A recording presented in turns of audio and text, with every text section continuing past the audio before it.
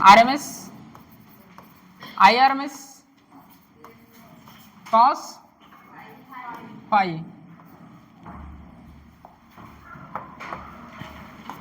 Power equal to,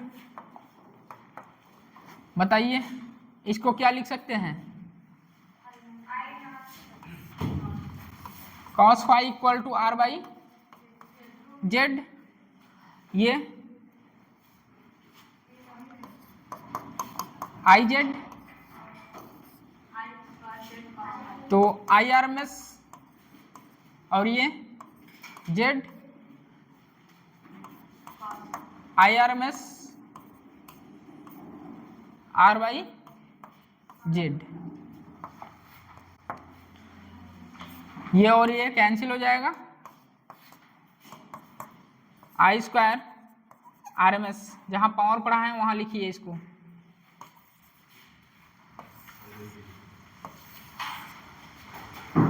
एक question आता है ब्राइटनेस का, एनसीईआरटी में दिया है, लास्ट क्वेश्चन ब्राइटनेस शायद है या एग्जाम्पल दिया होगा। तो जितना ज़्यादा करंट होता है उतना ज़्यादा ब्राइटनेस होती है। अब इलेक्ट्रिसिटी में पढ़ेंगे, जब बल्ब लगा दिया जाए तो उसका ब्राइटनेस पूछेगा डिक्रीज हो रहा है या इंक्रीज हो रहा है, करंट जैसा होगा करंट पर डिपेंड करता है, करंट इंक्रीज होगा तो ब्राइटनेस इंक्रीज होगी। ये पावर की जगह जहाँ पावर पढ़ा है वहाँ लिखिए, नोट करके लिखिए।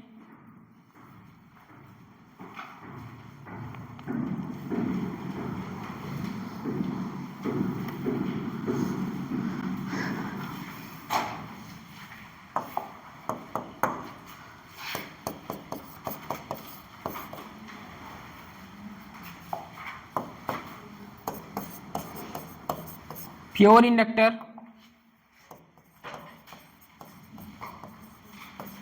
Pure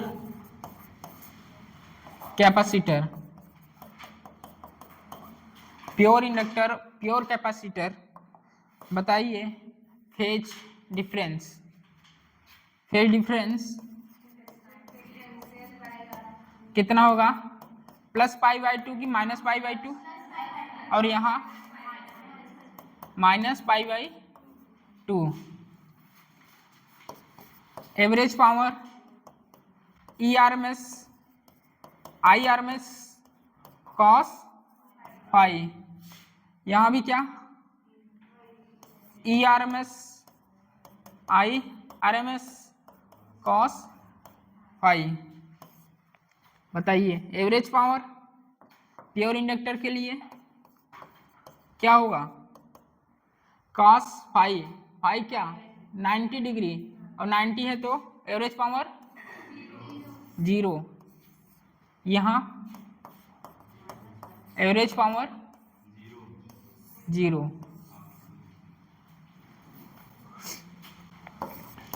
phi equal to plus pi by two, phi equal to minus pi by two, दोनों में क्या होगा, पी एवरेज 0 होगा, नोट करिए।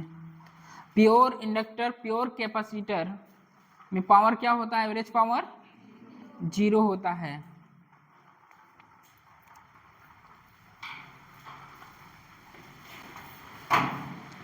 cos pi by to cos minus pi by two, average power 0।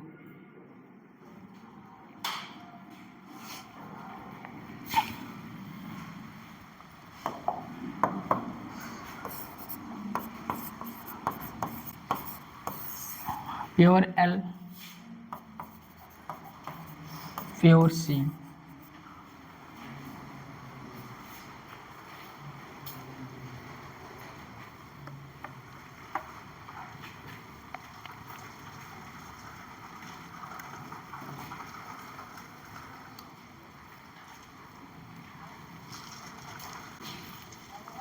और एब्सेंट तो रहा मत करो यार, एब्सेंट होने से कुछ नहीं होता है कि हम ज़्यादा पढ़ लेंगे कम, ज़्यादा से ज़्यादा पढ़ लेंगे, ऐसा नहीं होता है।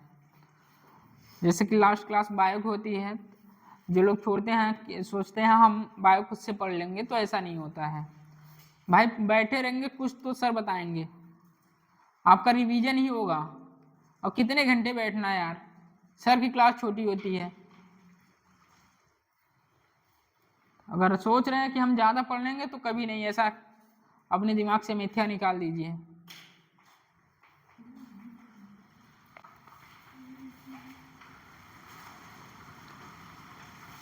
नोट लिखिए, note, next note, in case of pure inductor या प्योर कैपेसिटर,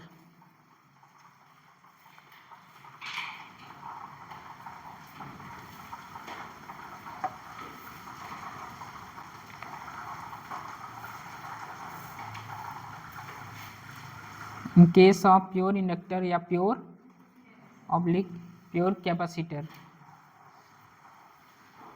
जैसे कि आप एसएचएम में पढ़े थे, वेलोसिटी हो गई और एक्सेलरेशन हो गया, उसके लिए जो ग्राफ आता, जो फ्रीक्वेंसी आती थी ओमेगा ही होती थी।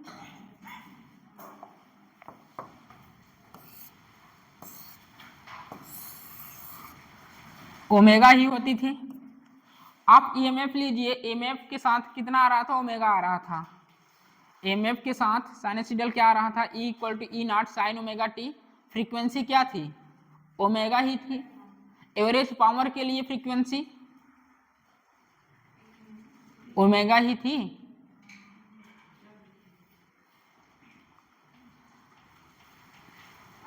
जिस तरह आप एक्सेलरेशन और वेलोसिटी में देखते थे, जो फ्रीक्वेंसी आ रही थी, एसएचएम की बात कर रहे हैं, ओमेगा ही आती थी। बट वही चीज काइनेटिक एनर्जी और पोटेंशियल एनर्जी में देखिए, फ्रीक्वेंसी क्या 2 टाइम्स इंक्रीज हो रही थी। पढ़े हैं कुछ ऐसा, एक चक्कर में फ्रीक्वेंसी 2 टाइम्स हो रही थी, किसमें, काइनेटिक एनर्जी और पोटेंशियल एनर्जी जब बताया जा रहा था। और एक्सीलरेशन और स्पीड या वेलोसिटी में देखेंगे तो फ्रीक्वेंसी क्या थी, ओमेगा ही थी। इसी तरह बात यहाँ करेंगे, ईएमएफ जब लेंगे E equal to E naught sine omega T, frequency क्या है, एमएफ के लिए ओमेगा ही है। बट मैं कल एक डेरिवेशन कराया था, पावर इंस्टेंटेनियस पावर, वहां क्या आ रहा था, बोलिए इक्वेशन एक बार बोलिए। इंस्टेंट पावर पर ये क्वेश्चन एम्स में आया था, इसलिए कराए थे, बताइए। E nought I not sine square omega T cos pi plus 2 sine omega T by 2 sine pi, cos omega T होगा यहाँ। लास्ट वाला बताइए, last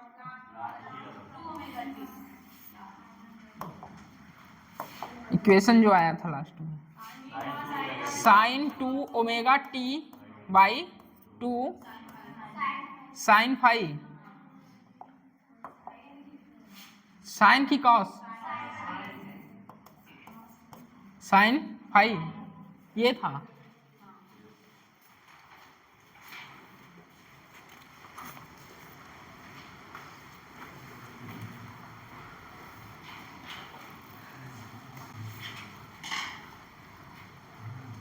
E nought equal to E nought I not sine square omega T cos phi plus sine 2 omega T by 2 sine phi. कल आपने बोला था, जब मैं लिखाया था, इंस्टेंट पावर फ्रीक्वेंसी कितना,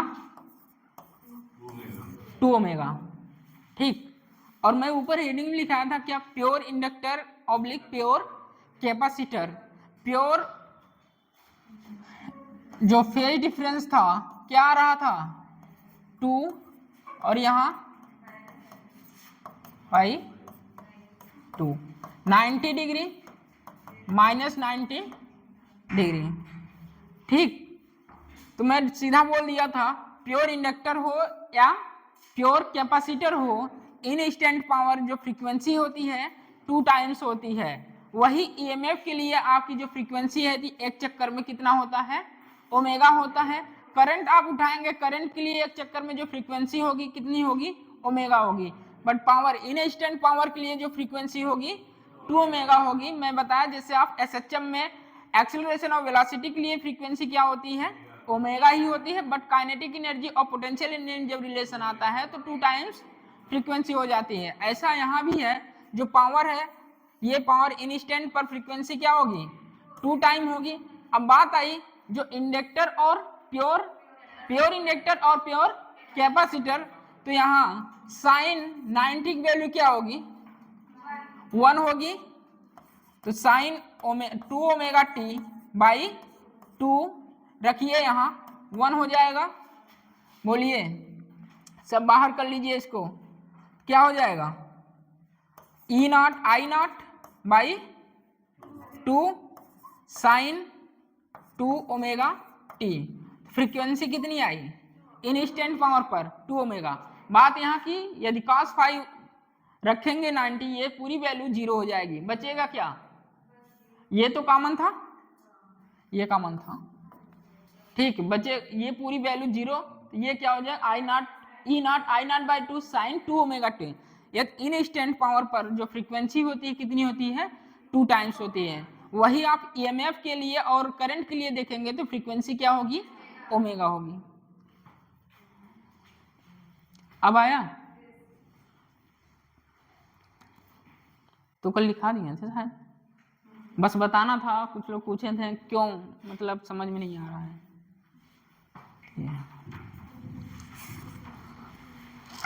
और आगे लिखिए, अब क्वेश्चन कराते हैं। एक और नोट डालिए, हाँ, जो अगला नोट है, इन case of pure inductor oblique pure capacitor, इसके नीचे ये लाइन लिखना है, पावर इंस्टेंट पावर फ्रीक्वेंसी कितना, 2 टाइम्स। यदि यही शब्द करंट और ईएमएफ के लिए पूछा जाए तो फ्रीक्वेंसी एक चक्कर में केवल ओमेगा।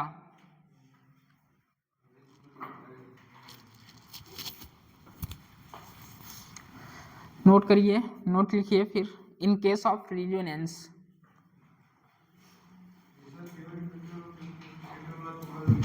हाँ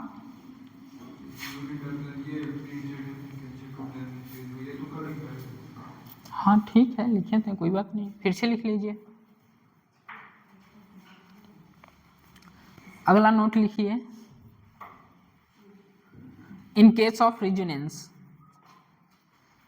रेजोनेंस के केस में जो पावर होती है क्या होती है, मैक्सिमम की मिनिमम, हाँ power, average power. Average power क्या होती है, मैक्सिमम की मिनिमम। नोट लिखिए, note, in case of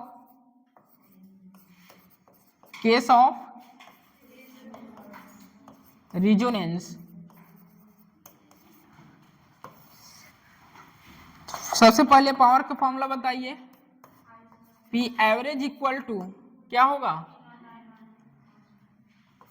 E R M S I R M S cos 5। तो रेजोनेंस की कंडीशन में पावर मैक्सिमम होती है, क्यों, क्योंकि रेजोनेंस की कंडीशन में जो फेज डिफरेंस आता है 0 रहता है। फेज डिफरेंस क्या होता है, 0 डिग्री। फाई कितना, 0। तो यहां रखिए,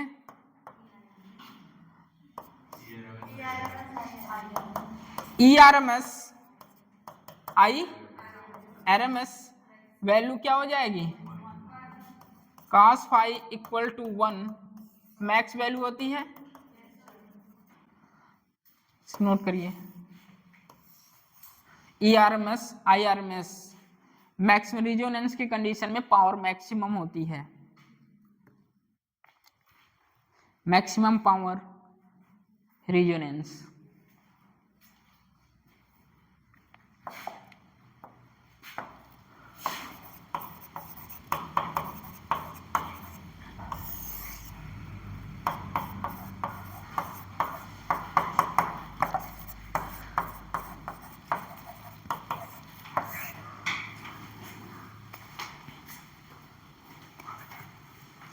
maximum power resonance. Next note करके लिखिए। अलग अलग कंडीशन दे देगा, आपसे पावर पूछेगा।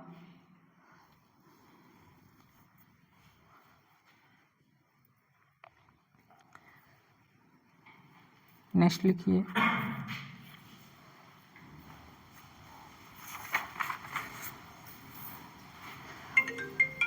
आपका एलसी ऑसिलेशन, एलसी सर्किट आपके सिलेबस से डिलीट हो चुका है, पता है कि नहीं? एलसी ऑसिलेशन, एलसी सर्किट तो नहीं पढ़ाएंगे क्योंकि एनसीईआरटी में नहीं है।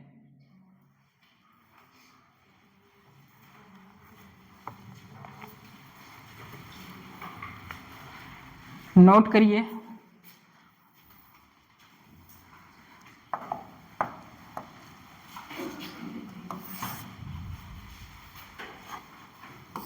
E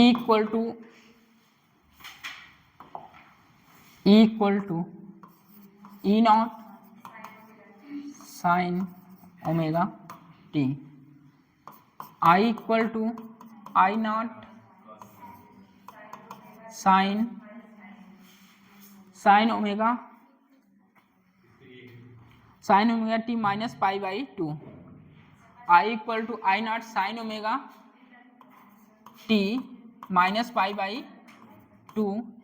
ये केस आपको गिवन रहेगा, आपसे पूछेगा एवरेज पावर बताइए। फर्स्ट सेकेंड लिखिए, ऐसे ही कॉलम बनाइए। सेकेंड लिखिए, 3 केस दे रहे हैं, तीनों में पावर आपको फाइंड करना है। E equal to E naught sine omega T, E equal to E naught sine omega T,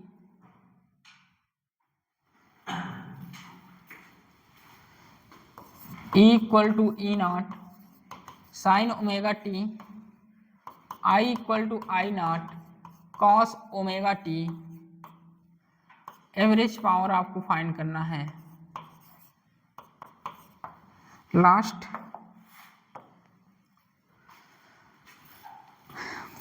E equal to 1 by root two, E equal to 1 by root two sine 100 pi T, sine 100 pi T plus 60,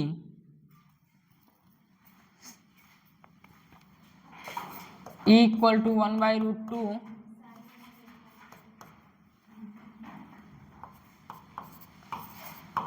sign 100 pi T plus 60, I equal to 1 by root two sine 100 pi T plus 30। Average power यहाँ भी find करना है।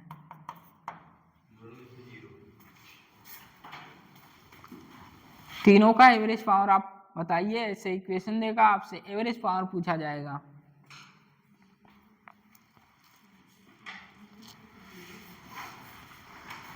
तो अभी बताए थे आपको phase difference निकालने के लिए हर समय बड़ा कौन? Potential ERMS, phase angle of E minus phase angle of I।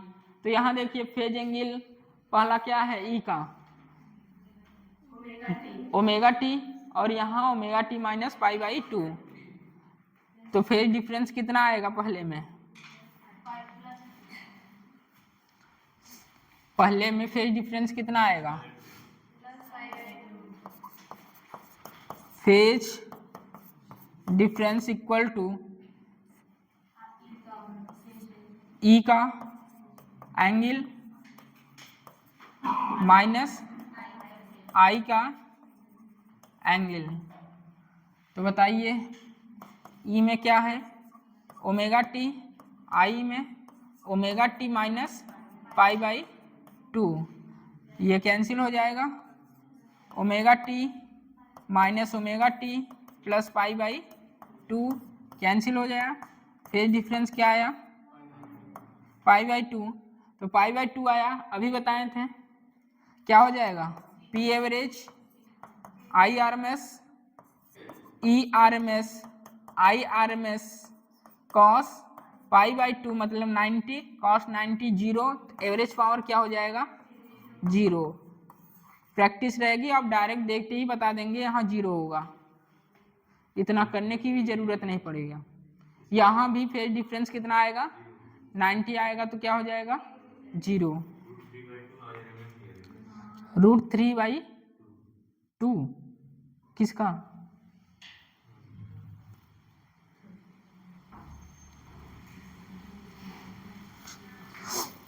IRMS और ERMS को भी खोल लीजिए। हाँ,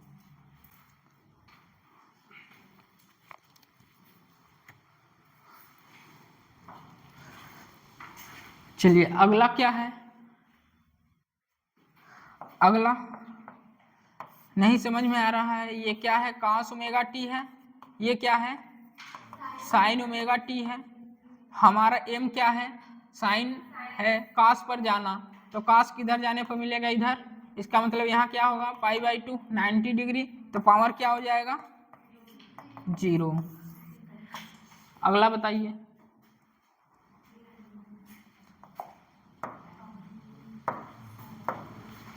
अगला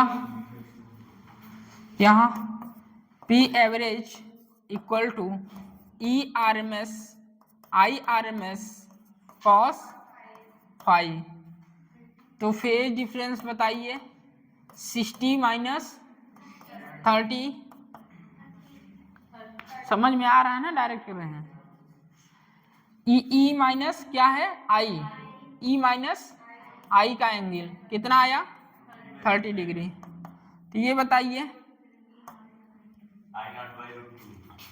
आपको बताए हैं ERMS जो होता है ये होता है peak value by √2, peak value by √2, IRMS होता है क्या I0/√2, ये जानते हैं आप, तो यहाँ क्या रखें E0/√2, ये I0/√2 और ये cos 30, बताइए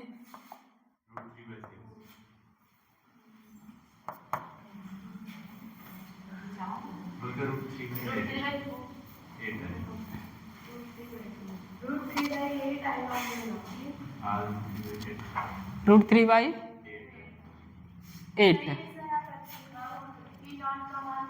E0/2 I0 हो जाएगा इंटू 2, ये हो जाएगा 1/4 √3 I0 E0, यही दिया है क्वेश्चन में, दिया है, ठीक है। √3/4 1/√2 1/√2, आप पहले ही रख के सॉल्व कर लेंगे, कोई दिक्कत नहीं है। √3/8 वाट पावर आया है ना, तो इस तरह इक्वेशन देख के आपको पूछा जाएगा पावर, लिखिए कॉन्सेप्ट बिल्डर, जितना सारा आप अभी तक पढ़े हैं सर्किट से रिलेटेड, लिखिए कॉन्सेप्ट बिल्डर, सर्किट के सारे क्वेश्चन सॉल्व कराएगा। आप बोलेंगे मैं लिखूंगा, क्विक रिवीजन फास्ट रिवीजन के लिए।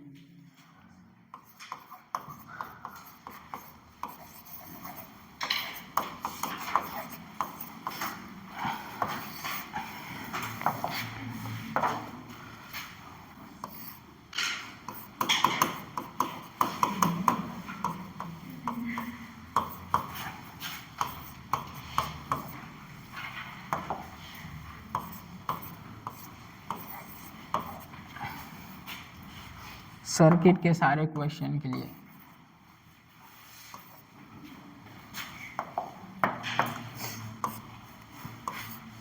ये सब इसलिए लिखते हैं क्योंकि दिमाग ऐसी चीज़ों को ज़्यादा ध्यान रखता है, चीज़ें याद रहती हैं लंबे समय तक।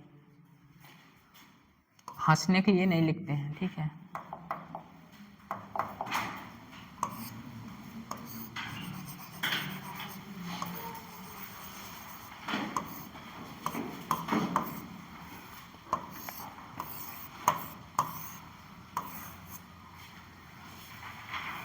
रेजिस्टेंस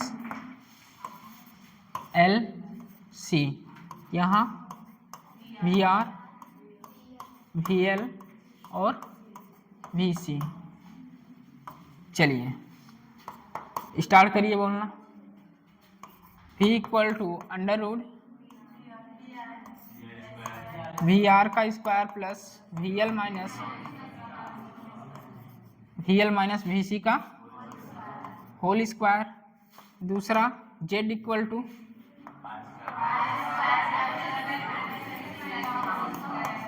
अंडर रूट R का square plus XL minus XC का होल स्क्वायर। तीसरा tan फाई XL माइनस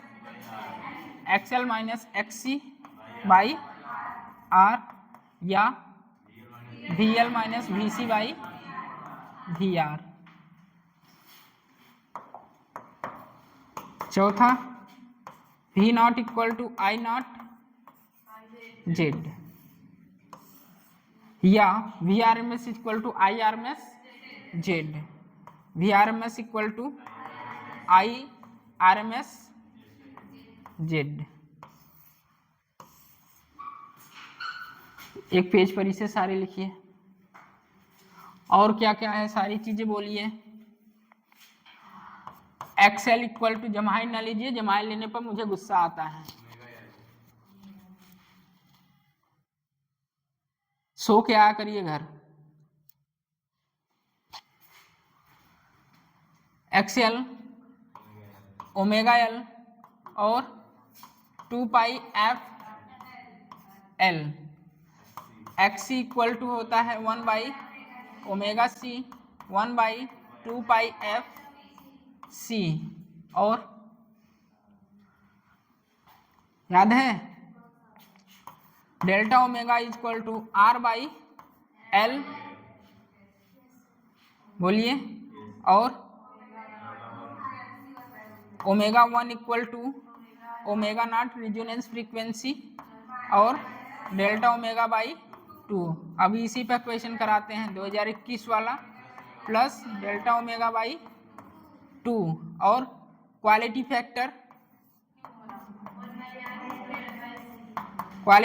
क्या होता है 1 by R under root L by C. और क्वालिटी फैक्टर और क्या होता है omega nought by delta omega या omega not L by R ये, या 1 by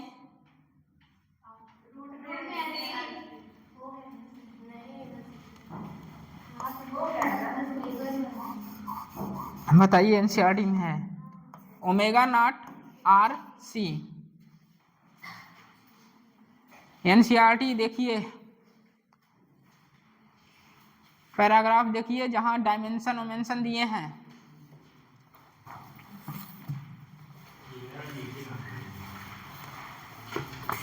quality factor page number 198। Quality factor Q is equal to omega not L by R, तो 1 by omega not C R, ठीक है। Series RCL है कि नहीं है?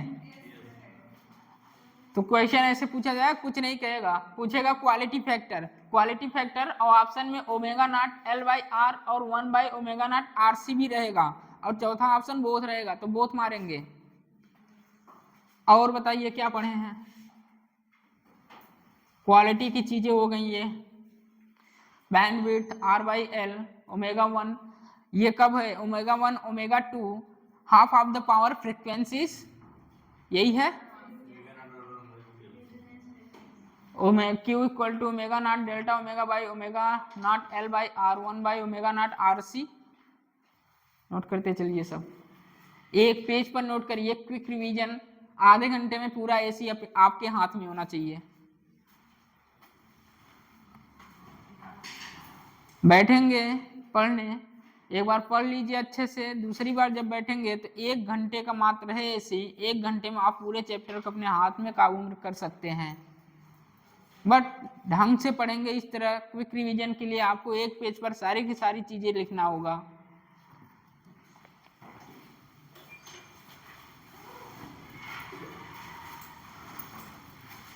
इधर हो गया था, नोट करिए।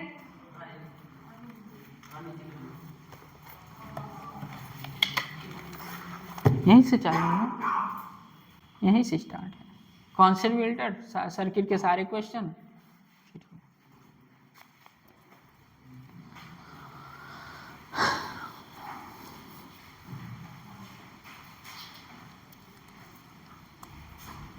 अब पावर पर आते हैं, इतना हो जाए तो बताइएगा।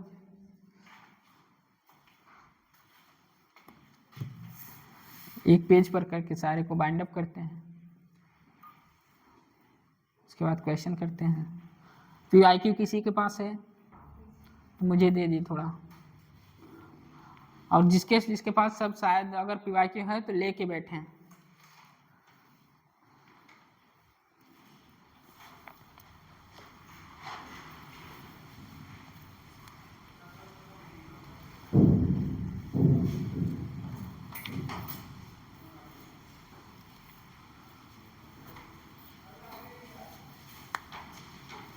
ओमेगा नॉट जो है वो रिजोनेंट फ्रिक्वेंसी है, डेल्टा ओमेगा जो है बैंडविड्थ है, ओमेगा 1 और ओमेगा 2 है जो वो हाफ ऑफ पावर फ्रिक्वेंसीज हैं। एक बार क्वेश्चन 2021 में अभी रिसेंट आया है, ये इसी पर आया था। ये तभी हिट करेंगे जब आपको डायरेक्ट फार्मूला याद होगा। Direct formula omega 1 equal to omega naught minus delta omega by 2, omega 2 equal to omega naught plus delta omega by 2। ये आपको याद रहेगा तभी आप कर पाएंगे उस क्वेश्चन को, अन्यथा नहीं कर पाएंगे। इसलिए बोलते हैं जो चीज़ें याद करने वाली हैं वो एक पेज पर रखिए और बार बार उसको देखते रहिए। देखने से चीज़ें जो है लॉन्ग टाइम तक याद रहते हैं।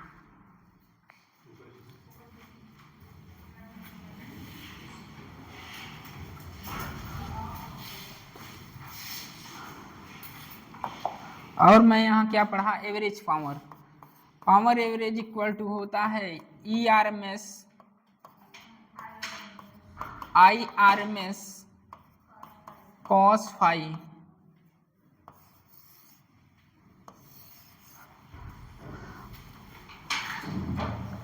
हर एक सर्किट के लिए, जैसे इंडक्टर के लिए मैंने ये पढ़ा XL IRMS equal to IR होता है। इंडक्टर में रुकावट XL होता है, रेजिस्टेंस का काम करता है, तो VL equal to XL IRMS या IRMS XL। ये भी है, अभी एनसीईआरटी कराएंगे, मिलेगा VL equal to IRMS XL, VC equal to IRMS और क्या XC। ये बताइए V इक्वल टू IR।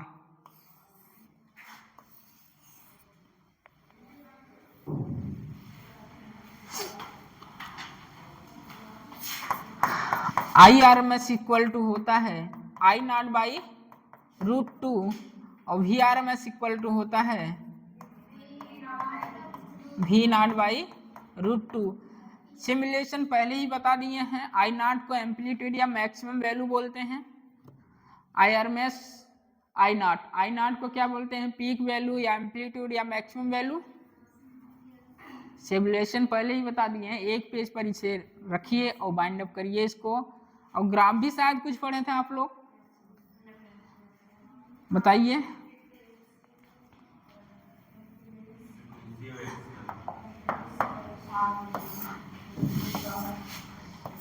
एक पेज पर इसे भी लिखिए। एक्सएल और फ्रीक्वेंसी होता है क्या, एक्सएल इक्वल टू 2πfl। दूसरा ये फ्रीक्वेंसी है, ये एक्सी है, तो एक्सी इक्वल टू 1/2πfc। और कोई ग्राफ,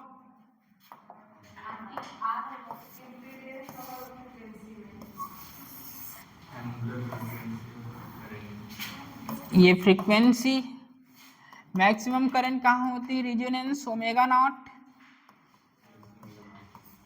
आई मैक्स, बताइए, यही कुछ कल बताए थे, ओमेगा 1, ओमेगा 2, मैक्सिमम करंट की आधी 1/√2 टाइम्स हो जाती है। सारे ग्राफ एक जगह रखिए, इसी पर पावर क्या होती है, हाफ हो जाती है, और इसी के बोलते हैं omega 1 and omega 2 half of power frequencies, angular power frequencies, ये बोलते हैं। एक पेज पर पूरे ग्राफ को रखिए। एक दो ग्राफ और बताए थे, क्या था, इम्पीडेंस और एंगुलर फ्रीक्वेंसी में, और एक ग्राफ और बताए थे, क्या था, रेजिस्टेंस और फ्रीक्वेंसी। रेजिस्टेंस जो होता है वो फ्रीक्वेंसी पर डिपेंड नहीं करता है।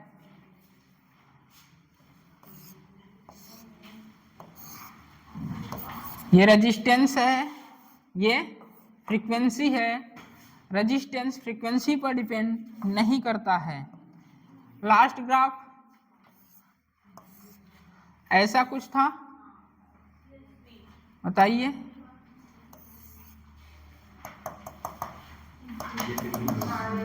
जेड मिनिमम, और ये रीजोनेंस ओमेगा नॉट, ओमेगा नॉट, सीधा बनाइए अपने में ओमेगा। तो सारे ग्राफ को एक जगह रखिए और इसे लाइन खींच के बाइंड अप करिए और क्वेश्चन लिखना चालू करिए।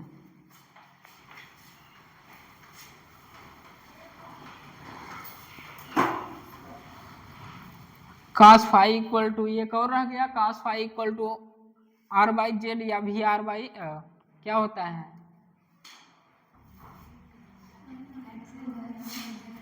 VR/v होता है शायद ना।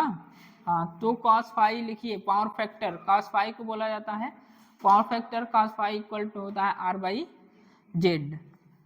पावर फैक्टर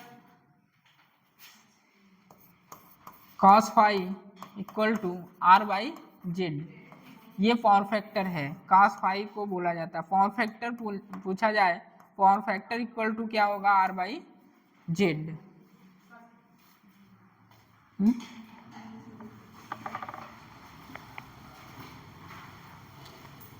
क्वेश्चन लिखिए।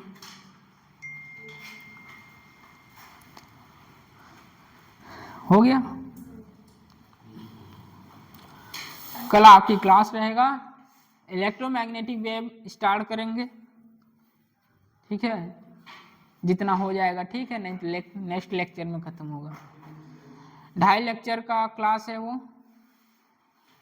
2.5 लेक्चर लगते हैं खत्म करने में, बट बहुत ही इंपॉर्टेंट है। हर साल क्वेश्चन आता है, 1 से 2 क्वेश्चन आपके वेरी करते हैं। इस बार 2023 में 2 क्वेश्चन आया था वहाँ से, और एसी से बोला जाता है 1 क्वेश्चन, बट यहाँ से 3 क्वेश्चन 2023 में आए थे। आपके फ़ोन पर भेजा गया, ग्रुप में देख लीजिएगा, एनालिसिस कर लीजिएगा।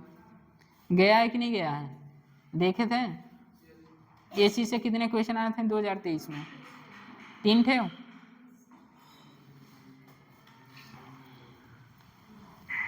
लिखिए, a circuit when connected to an AC source, a circuit when connected to an AC source of 12 volt, a circuit when connected to an AC source of 12 volts gives a current of 0.2 ampere. A circuit when connected to an AC source of 12 volts gives a current of 0.2 ampere. The same circuit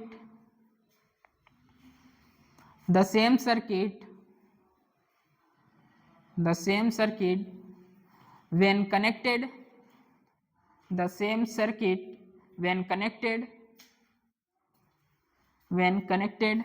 to a DC source of 12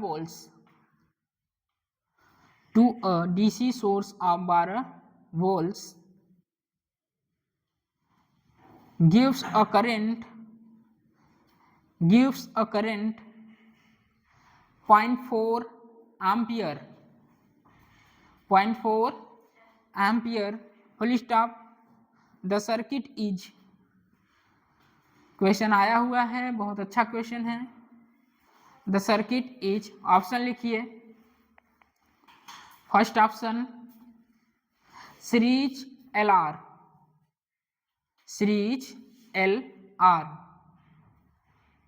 दूसरा option series RC. और तीसरा option है series LC. और fourth option है LCR.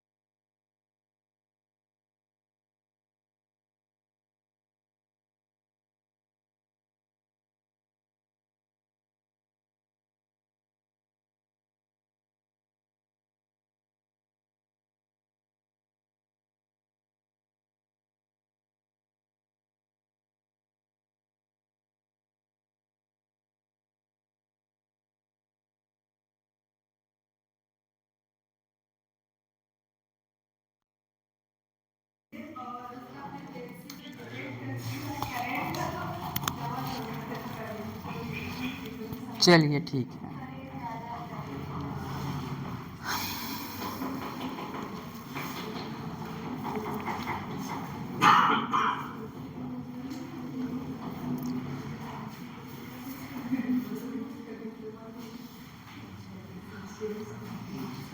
Resistance, inductor और capacitor को किससे connect किया गया?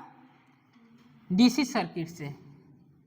डीसी लगा दिया गया है, बैटरी लगाया गया है. जब एसी था तो 0.2 एम्पियर का करंट रिलीज कर रहा था, ठीक. उसके बाद क्या हुआ? तो आपको हम पढ़ा के आए हैं, डीसी बैटरी लगी हुई है और डीसी के लिए फ्रीक्वेंसी क्या होती है? 0. जो भी वैल्यू दिया है, जो भी डाटा दिया है, कोई मतलब नहीं है.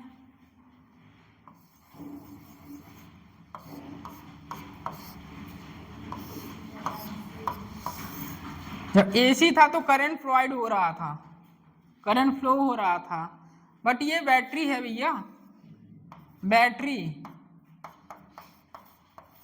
और बैटरी होता है क्या, डीसी, और डीसी के लिए जो फ्रीक्वेंसी होती है क्या होती है, 0। आइए XL omega L 2 pi F L 0 सी 1/2 पाई एफ सी, तो 1/0 इनफाइनाइट, इनफाइनाइट। ये इनफाइनाइट आते ही रेजिस्टेंस इतना ज़्यादा बढ़ गया, इसमें करंट ही नहीं प्रोवाइड होगी। करंट क्या हो गया यहाँ, 0। ऑप्शन देखिए, जहाँ जहाँ कैपेसिटर हो वो तो हो ही नहीं सकता, क्योंकि रेजिस्टेंस इतना ज़्यादा होगा, करंट क्या होगा, 0 होगा, कभी जिंदगी में करंट वहाँ से जाएगी नहीं। ऑप्शन एलिमिनेट हो गया। कौन सा ऑप्शन है, फर्स्ट ऑप्शन करेक्ट होगा। डीसी है, डीसी लगाते ही फ्रीक्वेंसी क्या है, 0, तो आप रखेंगे। तो कैपेसिटर देखिए, कैपेसिटर का जो रेजिस्टेंस है बहुत ज़्यादा है, तो वहाँ से हम सोच भी नहीं सकते हैं करंट जाएगा।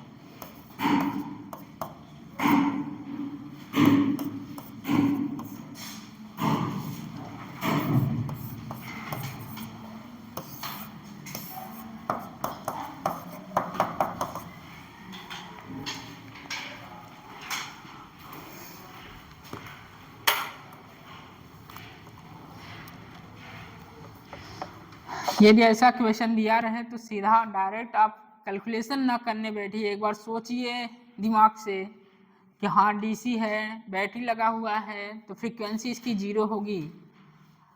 उसके बाद रखिए, देखिए कैपेसिटर जो है उसका जो रेजिस्टेंस है बहुत हाई है, तो करंट क्या होगा, 0, उसमें जाएगा ही नहीं, करंट फ्लो ही नहीं होगा। तो बचा क्या, LR सीरीज।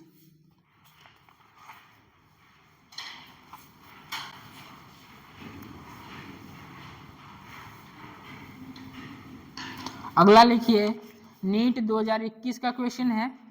लैंग्वेज आप अपने पास जो अनुसार वो उसे करिएगा, मैं फिगर बना दे रहा हूं। और इसी क्वेश्चन पर विवाद हुआ था।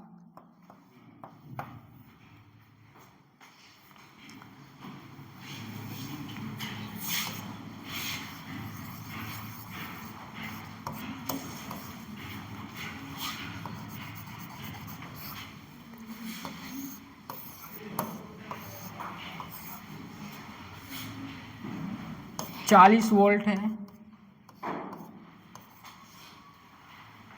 कैपेसिटर, रेजिस्टेंस 10 और 40 है, ये 10 है और ये 40 वोल्ट्स है।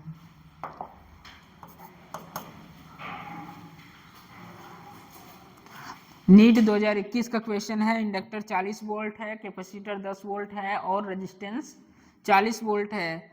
वोल्टेज सोर्स जो है V है।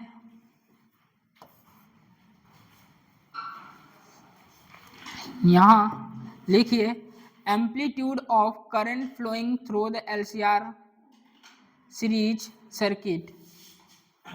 इसका मतलब एम्पलीट्यूड करंट आपको दिया है, लिख लीजिए, एम्पलीट्यूड करंट दिया है 10√2 एम्पियर। एम्पलीट्यूड करंट दिया है, एम्पलीट्यूड का मतलब कौन सा करंट है, पीक करंट I0 10√2 एम्पियर। इस तरह आपको पहचानना है एम्पलीट्यूड, मैक्सिमम वैल्यू या पीक वैल्यू, ये सब क्या है I0। 10√2 एम्पियर। जेड फाइंड करना है आपको।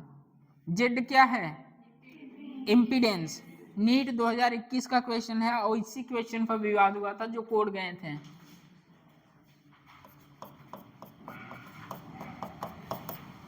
सब बातें खेला कहाँ हुआ था एम्पलीट्यूड। इंग्लिश में एम्पलीट्यूड लिखा था और हिंदी में कुछ और था। बातें किसकी मानेगी इंग्लिश की। एम्पलीट्यूड 5 ओम। सबसे पहले वोल्टेज बताइए 50। हाँ भी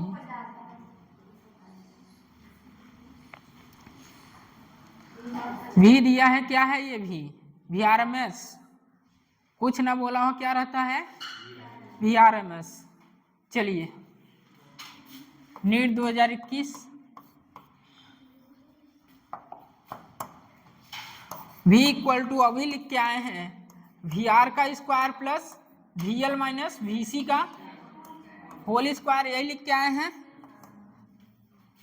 आप प्रैक्टिस करेंगे यूजफुल हो जाएंगे सारे के सारे फार्मूले, आप तुरंत लिख सकते हैं, देखना नहीं पड़ेगा। कितना है 40 का स्क्वायर प्लस 40 माइनस 10 का स्क्वायर, तो V इक्वल टू कितना 40 का स्क्वायर प्लस 30 का स्क्वायर। कैसे करते हैं इसको याद है ठीक है। पहले 40 का स्क्वायर करेंगे फिर 10 का स्क्वायर करेंगे। कॉमन ले लो 10, बचा क्या 16 प्लस 9 कितना 25 बाहर आएगा। ठीक है 40 का स्क्वायर ना करना वहां।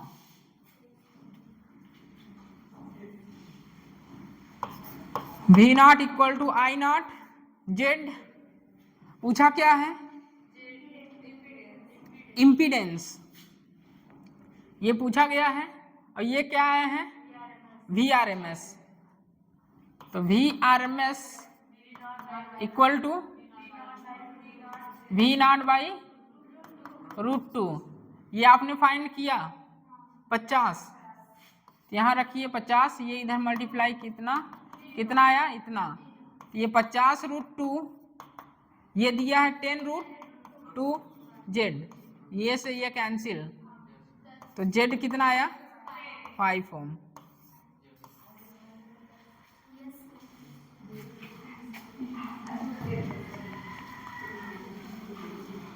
नोट करिए।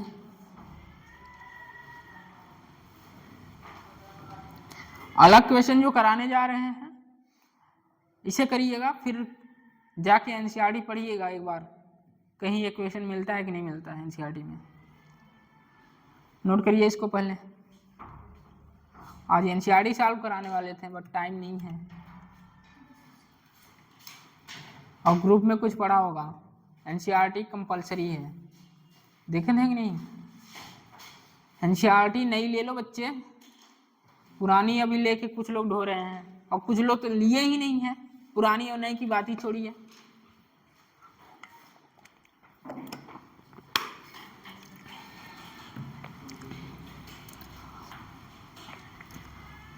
लिखिए a coil of self inductance, a coil of self inductance capital L,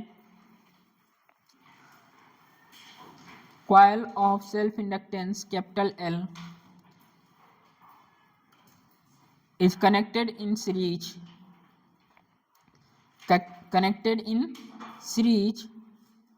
with a bulb capital B, is connected in series with a bulb B and AC source full stop.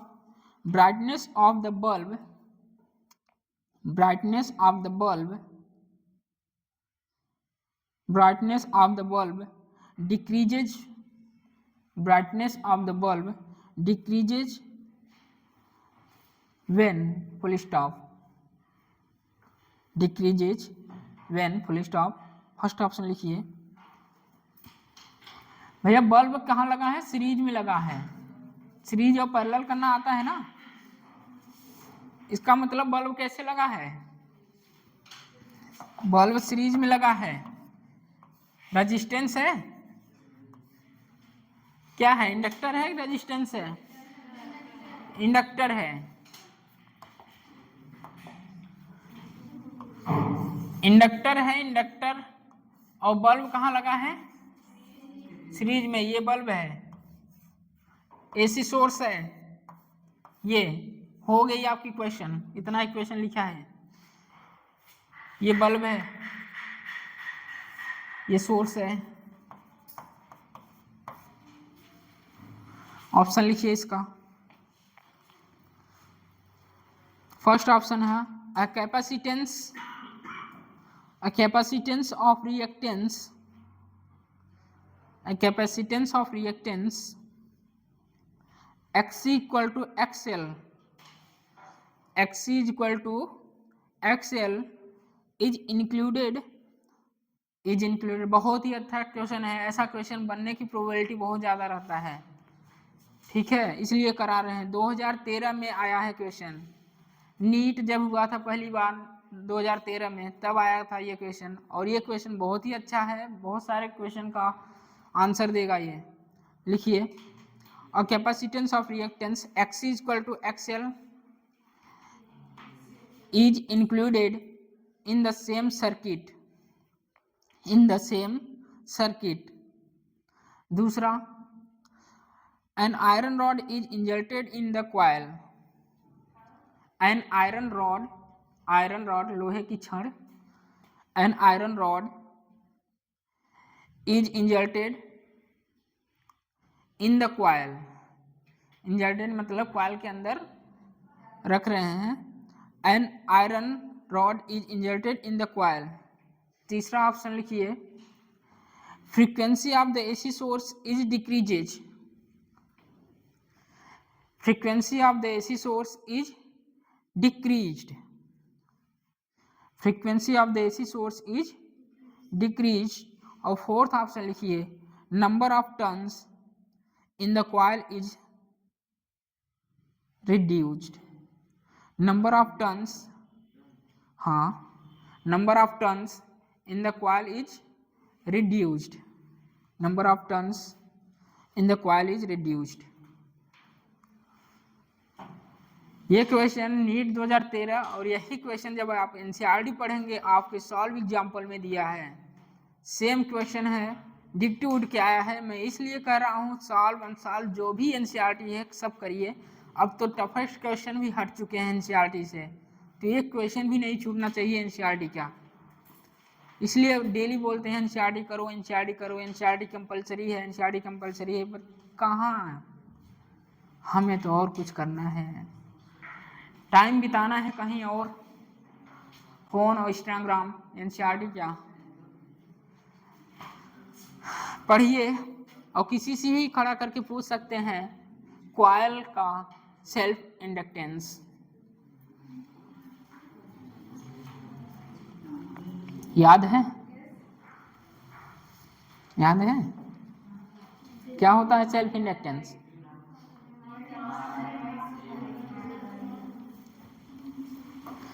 पहला question मैं पहले ही hint दे के आ चुका हूं। Brightness किसका ज्यादा? जिसका current ज्यादा। कल चिल्ला चिल्ला के पढ़ाया था। Xc इक्वल टू XL हो जाए तो कंडीशन कौन होगी? Xc इक्वल टू XL हो जाए तो कंडीशन कौन होगी? रिजोनेंस। और रिजोनेंस हुई तो करंट क्या होगा? मैक्सिमम। यदि करंट मैक्सिमम तो ब्राइटनेस ज्यादा। इस तरह सोचना है। पहला क्या कर रहा है? A capacitance of reactance Xc equal to XL is include in the same circuit. तो Xc और एक्सएल इक्वल हुए, इसका मतलब ये रिजोनेंस कंडीशन आया है। और रिजोनेंस में आपको ग्राफ भी बताया था, हर तरीके से बताया था, जो करंट होती है रिजोनेंस में क्या हो जाती है, मैक्सिमम, और करंट मैक्सिमम होते ही ब्राइटनेस ज़्यादा हो जाएगी।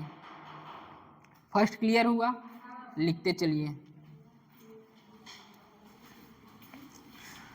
Option first Z equal to होता है, क्या क्या दिया है, बॉल में रेजिस्टेंस होगा और ये एक्सएल का स्क्वायर। तो ऑप्शन फर्स्ट पर आते हैं, ऑप्शन फर्स्ट पर आते हैं। ऑप्शन फर्स्ट कह रहा है X equal to XL, X equal to XL होते ही कल ही बताए हैं, ये कंडीशन दिख जाए तो कौन सा है, रिजोनेंस, रिजोनेंस। और रिजोनेंस होते ही करंट क्या हो जाती है, करंट हो जाती है मैक्सिमम, और करंट मैक्सिमम तो ब्राइटनेस ज़्यादा, करंट बढ़ी तो ब्राइटनेस भी क्या होगा, बढ़ जाएगी। ऑप्शन फर्स्ट क्लियर हुआ।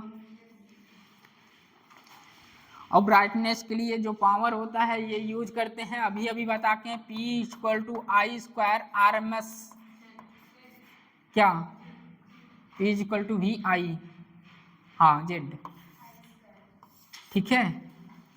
ये सब आप यहाँ भी पढ़े हैं, और जो एनसीईआरटी का और अब लास्ट 7.8 एक्सरसाइज करेंगे इसका यूज हुआ है, I square R M S Z, ठीक है। और करंट में तो पढ़ते ही हैं, करंट और ब्राइटनेस के लिए, तो करंट जितना ज़्यादा, पावर उतना ज़्यादा, तो ब्राइटनेस उतना ज़्यादा। तो सीधी सी बात, X equal to XL resonance condition है, रिजोनेंस कंडीशन में अचानक से करंट बढ़ती है, और करंट बढ़ती है तो ब्राइटनेस क्या होगा, बढ़ जाएगा। दूसरा ऑप्शन सेकेंड पर आते हैं। ऑप्शन सेकेंड कह रहा है an iron rod inserted in the coil, iron rod को कहाँ इंजर्ट किया जा रहा है, कॉइल में। सबसे पहले आपको सेल्फ इंडक्टेंस पता रहना चाहिए। सेल्फ इंडक्टेंस इसलिए कह रहे हैं, सेल्फ इंडक्टेंस कॉइल का होता है L equal to mu not N square A by L, यही होता है। इसलिए बार बार कर रहे हैं क्योंकि L जो है एक्सएल इक्वल टू होता है ओमेगा L, L जितना ज़्यादा होगा रेजिस्टेंस उतना ज़्यादा होगा। नहीं समझ में आया, कड़ी को नोट करिए। ये कह रहा है कॉइल है, कॉइल के अंदर मैं आयरन रॉड को इंजर्ट कर रहा हूँ, आयरन रॉड को इंजर्ट आप किए भैया, तो उसमें रेजिस्टेंस होगा, तभी तो कह रहे हैं कॉइल का क्या, सेल्फ इंडक्टेंस। और सेल्फ इंडक्टेंस जो कॉइल को होता है ये होता है mu nought I A by L, N square by L, L equal to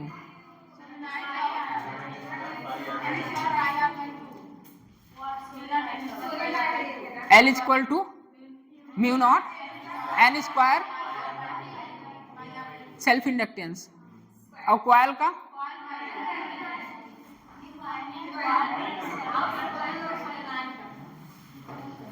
क्या लिखा है, हाँ ठीक है। Option second B option, L equal to mu not N square A, हाँ यही लेंगे, ठीक है। इसका मतलब ये ज्यादा होगा तो एक्सएल भी ज्यादा होगा, गौर करिए। XL is equal to omega L, ठीक है। और ये ज्यादा होगा तो करंट क्या होगा, रेजिस्टेंस ज्यादा, करंट कम। यदि आयरन रॉड को इंडक्टर के अंदर रखा जाता है तो उसका रेजिस्टेंस क्या होता है, बढ़ जाता है, और रेजिस्टेंस बढ़ते ही करंट क्या होती है, कम हो जाती है, और करंट कम हुई तो ब्राइटनेस क्या होगा, कम होगा। दूसरा ऑप्शन क्लियर हुआ। तीसरे पर आइए, लिखिएगा यहाँ दूसरा, L equal to mu not N square by L A, और ये मटेरियल है, इसका मतलब इसका म्यू आर भी आएगा, तो mu naught mu R N square by L. Iron है, आयरन एक खुद मटेरियल है, इसका म्यू आर भी आएगा, मीडियम चेंज हुआ है, तो L इक्वल टू क्या हो जाएगा, mu naught mu R N square by L A. इसका मतलब L बढ़ा तो एक्सएल बढ़ेगा, एक्सएल बढ़ेगा तो करंट क्या होगा, कम होगा, करंट कम तो ब्राइटनेस क्या होगा, कम। कॉइल, इंडक्टर कॉइल है ना, और इंडक्टर कैसा है, सोलेनॉइड नहीं, ये तो आपको सोचना है, तो ऐसी तो होता है सोलेनॉइड, तो इंडक्टर क्या है, सोलेनॉइड।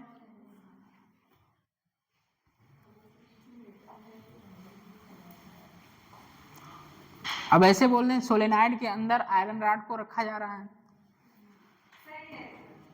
तो उसका म्यू आर बढ़ जाएगा, म्यू आर बढ़ने से क्या हो जाएगा, एल बढ़ेगा तो एक्सएल बढ़ेगा, एक्सएल बढ़ेगा तो एक्सएल है क्या, इंडक्टर में रुकावट तो है, इंडक्टर में रुकावट मतलब रेजिस्टेंस, और ये कम हुआ तो करंट भी कम हो जाएगा, तो एक्सएल इक्वल टू होता है आई आरएमएस जेड।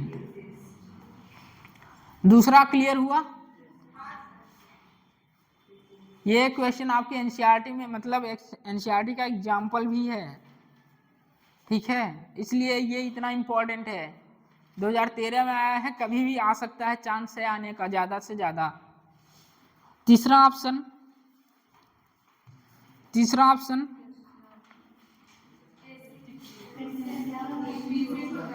अब कोई कॉइल और उसमें नहीं, मतलब कॉइल सोलेनॉइड में कोई कंफ्यूजन नहीं है ना, सोलेनॉइड तो भैया यही होती है, सोलेनॉइड किससे बनता है, इंडक्टर से तो बनता है, और इसी में तो आयरन रॉड रखते हैं, आयरन रॉड रखते ही एल बढ़ जाएगा, एल बढ़ते ही एक्सएल बढ़ जाएगा, और एक्सएल बढ़ते ही करंट क्या हो जाएगी, कम हो जाएगी, क्योंकि एक्सएल है क्या, रुकावट है सर्किट में, करंट कम, ब्राइटनेस कम।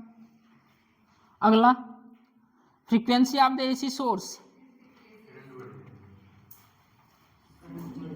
करंट बढ़ जाएगा, frequency of the AC source is decreased. नहीं, आपको तो आंसर देना है, ठीक है, आप तो इसमें आंसर छाटेंगे ना, अब क्या होता है वो देखिए, option number 3, XL equal to होता है क्या, 2 pi omega 2 pi F L, ठीक, एफ कम हो रहा है, फ्रीक्वेंसी कम हो रही है, एल बढ़ रहा है, एक्सएल बढ़ेगा मतलब जेड बढ़ेगा, और जेड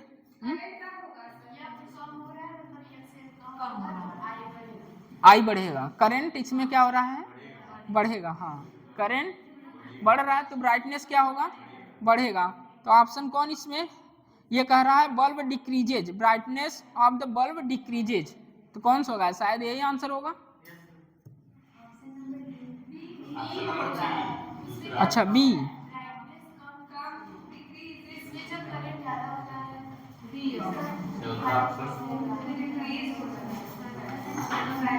इसमें पूछा है brightness of the bulb decreases when, जब जिसमें करंट कम होगा, तो आयरन इंजर्ड कर रहे हैं तो उसमें करंट क्या हो रही है, कम हो रही है, करंट कम हो रही है तो ब्राइटनेस कम होगा, दूसरा ऑप्शन होगा। और तीसरे का ऑप्शन एक्सप्लेनेशन क्या लिखेंगे,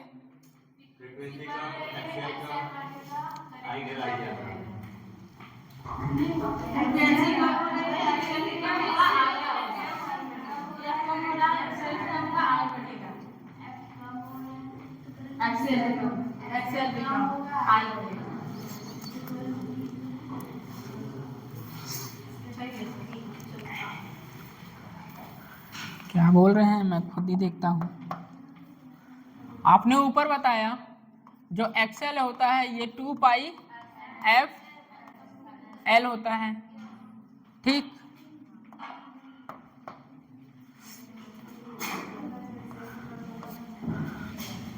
फ्रीक्वेंसी क्या हो रही है, कम हो रही है, तो एक्सएल क्या होगा, डिक्रीज होगा। और जेड इक्वल टू होता है क्या, आर स्क्वायर एक्सएल का स्क्वायर। ये कम हो रहा है तो ये कम होगा, और जेड कम होगा तो करंट क्या होगी, बढ़े होगी। यही सोच रहे हैं आप लोग, करेक्ट सोच रहे हैं, यही है।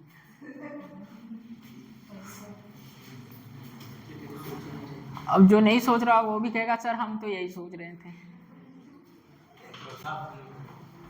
XL equal to 2 pi F L, F decrease हुआ, frequency decrease, XL decrease, XL decrease तो जेड डिक्रीज, जेड डिक्रीज तो करंट बढ़ जाएगा, ठीक है। फोर्थ ऑप्शन क्या है, number of turns in the coil is reduce. ओहो, फिर से आइए ऑप्शन नंबर 4 पर। ऑप्शन नंबर 4 पर L इक्वल टू होता है mu not N square A by L. Number of turns क्या हुआ, कम हुआ, L कम होगा, एक्सएल भी कम होगा, एक्सएल कम होगा तो करंट क्या हो जाएगा, ज्यादा। बढ़िया क्वेश्चन था ना, चारों के चारों आंखें खोलने वाले, आंखें बंद ही कब थी।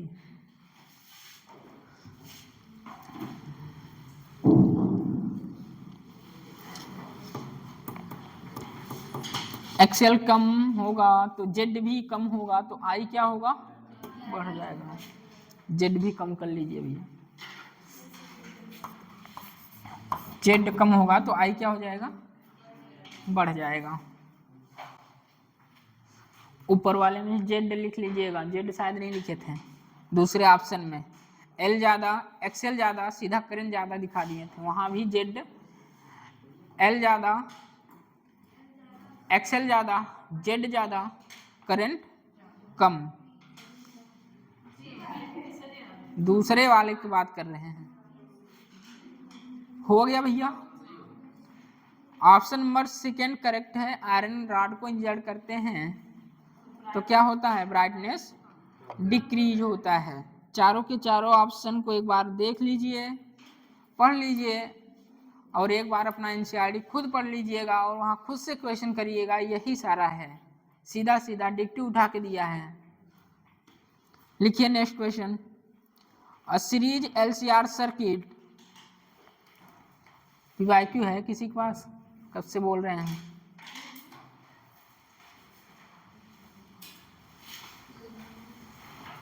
A series of LCR circuit is connected to an AC voltage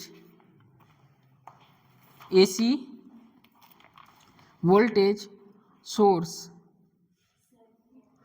A series LCR circuit is connected to an AC voltage source. AC voltage source. When L is removed, L को रिमूव किया जा रहा है। When L is removed from the circuit. AC बहुत आसान chapter है, एक बार लग से पढ़ लीजिए, लग के पढ़ लीजिए, 2-3 घंटे दे दीजिए इसको, ये आपको लॉन्ग टाइम तक आपको याद रहेगा। और आसान क्वेश्चन आते हैं, आप देख रहे हैं जी इस बार 3 क्वेश्चन इससे आए हैं। मैं डाटा भेजा हूँ, आप एक बार देख लीजिएगा फोन में अपने। When remove from the circuit, if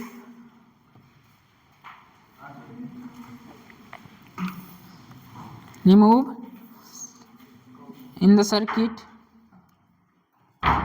the phase difference between current and voltage,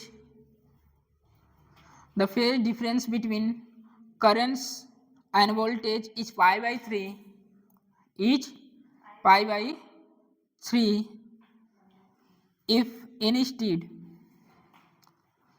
if instead C is removed from the circuit, instead C is removed from the circuit, the phase difference is again pi by 3. The phase difference is again pi by 3 between currents and voltage, between currents and voltage. The form factor of the circuit is, कहाँ से, instead C is removed from the circuit, comma, the phase difference is again pi by 3 between current and voltage,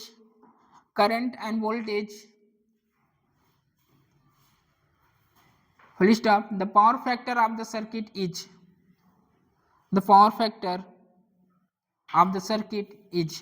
option लिख लीजिए 0.5 1 -1.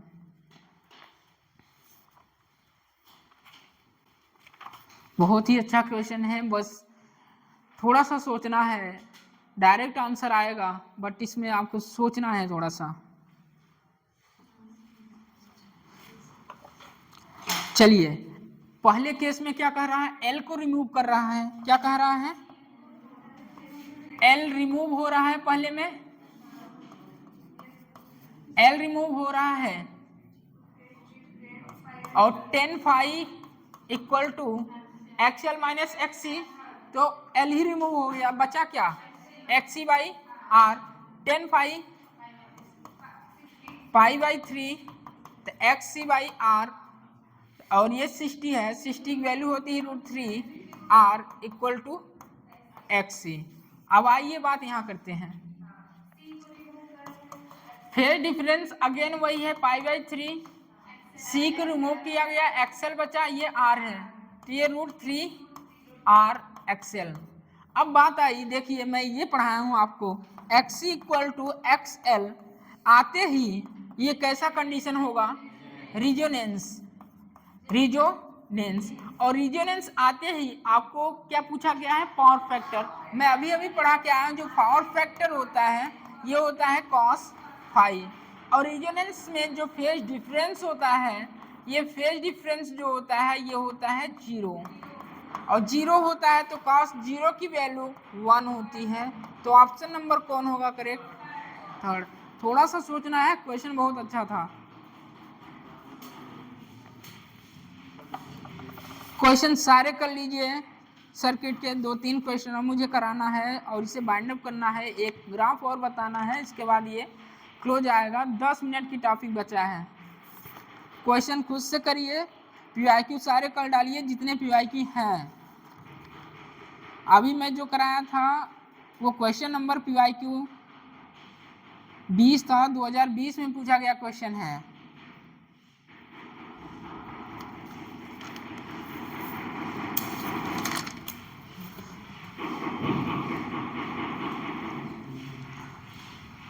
RC/RL circuit को छोड़कर आप सारे question कर डालिए 53 तक.